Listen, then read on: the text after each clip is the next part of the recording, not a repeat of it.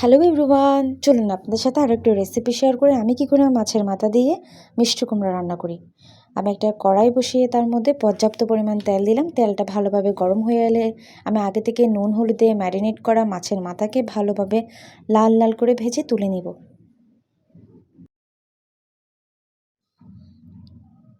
এরপর আমি ওই তেলেই কিছু রসুন কুচি দেব, রসুনটাকে ভালোভাবে ভেজে নেব। এরপর কিছু পেঁয়াজ কুচি দিয়ে এটাকেও ভালোভাবে নেড়ে চেড়ে নেব।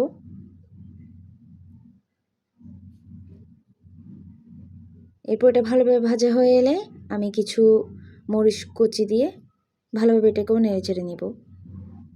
এরপর আমি একে একে সকল গুঁড়া মশলা দিয়ে ভালোভাবে এটাকে নেড়ে চেড়ে নেব, যেন মশলা থেকে কাঁচা গন্ধটা চলে যায়। মশলা থেকে কাঁচা গন্ধ চলে এলে আমি আগে থেকে ভেজে রাখা মাছের মাথাকে দিয়ে ভালোভাবে নেড়ে চেড়ে নেব, যেন মশলাটা ভালোভাবে হয়ে যায়। এরপর আমি আগে থেকে কেটে রাখা মিষ্টি কুমড়াকে দিয়ে বেশ কিছুক্ষণ আমি এটাকে রান্না করে নেব।